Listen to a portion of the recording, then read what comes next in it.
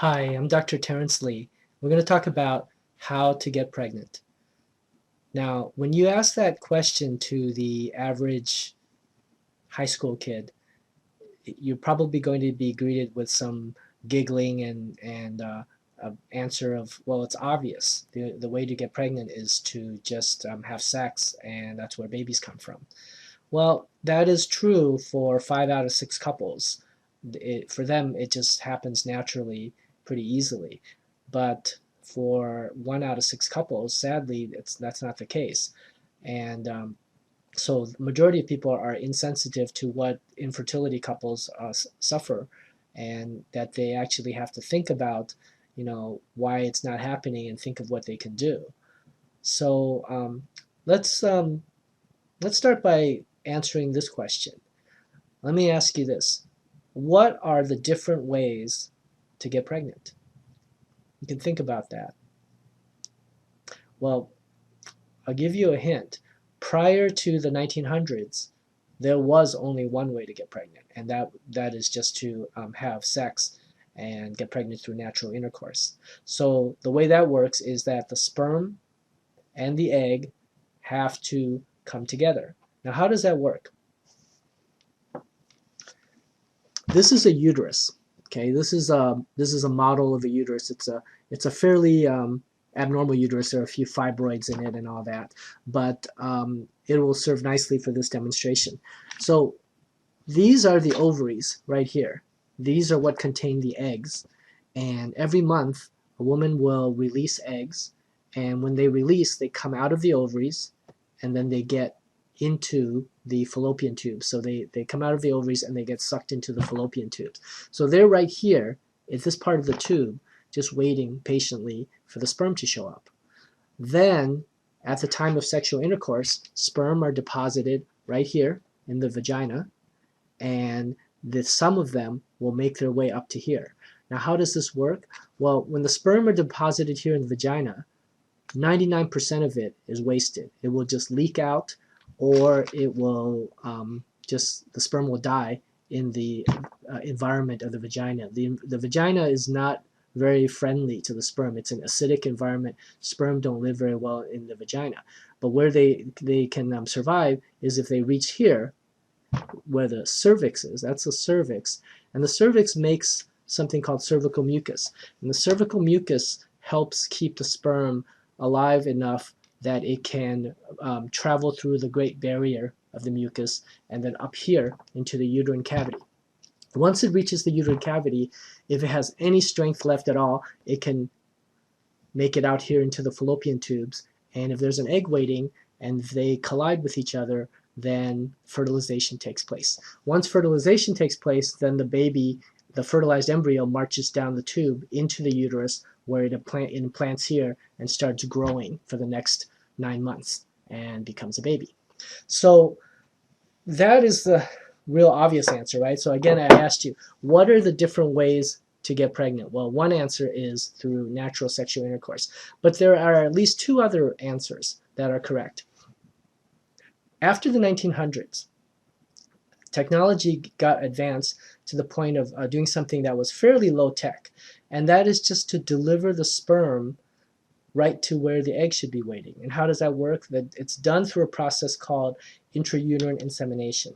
So here we have a syringe. So a syringe can be used to hold liquid. In this case, we can put processed sperm inside the syringe. So we never inseminate raw sperm because there are substances in the ejaculated sperm that can cause a lot of painful contractions in the uterus. And there are also some substances that we would prefer not to be in there, such as bacteria or dead sperm or blood cells and things like that. So what we do is we take the raw sperm and we process it in the laboratory until we have a very clean sample.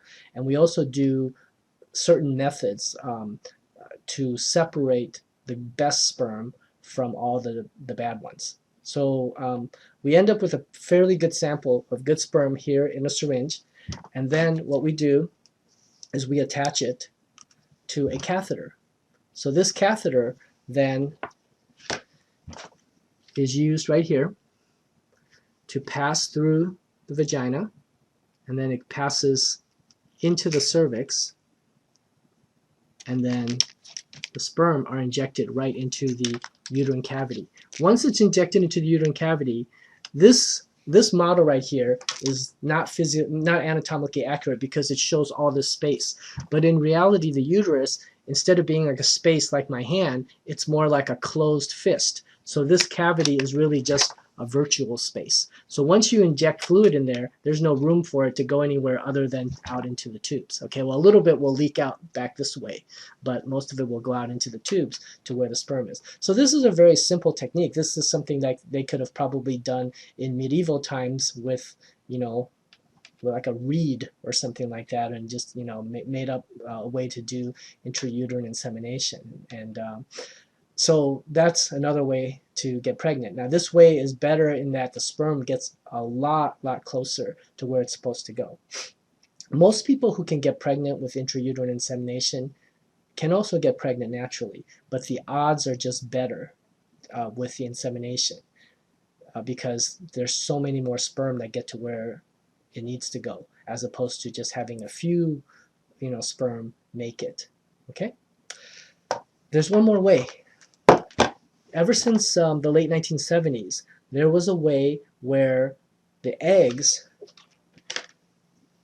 are physically taken out of the body. Okay, they're taken out of the body and brought into the laboratory. Then in the laboratory, under a microscope, the sperm are injected directly into the egg. And this, well, sometimes it's injected into the egg. Sometimes the sperm are sort of just sprinkled on top of the eggs. But in either case, in the laboratory, fertilization takes place. And once the fertilized embryos have been created, then we watch them to see which ones look like they're growing the healthiest. Then we select the best ones, and then we take those and we go through the cervix and implant, transfer the embryos into the uterus, and we want them to implant there. Okay.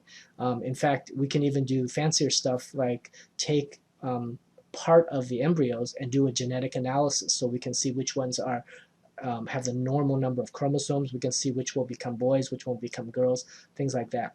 So the answer to my question of how to get pregnant, there are essentially three ways. That is through natural intercourse, through intrauterine insemination, which is the low-tech approach, and through in vitro fertilization, which is the high-tech approach.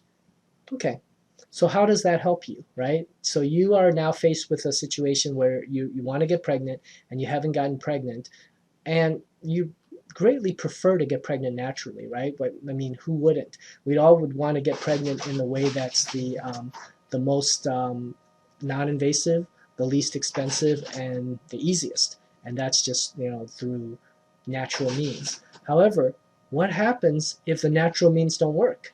If the natural means don't work, then you have two choices. One is just to be patient and keep trying until it finally happens. Or the other possibility is to go ahead and take action and explore one of the other two ways.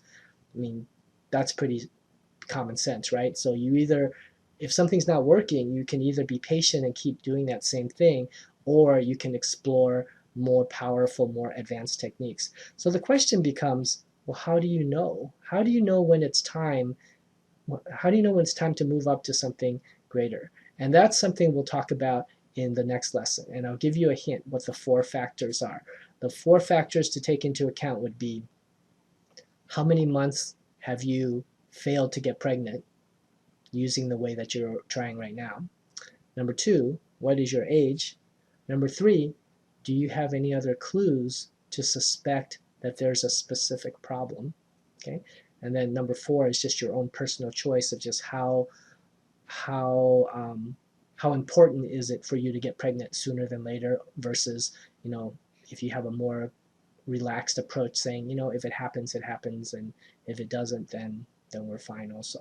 Okay, so I thank you for this time that we spent together, and if you have any more questions, please feel free to visit my websites, and I will see you at the next lesson. Take care.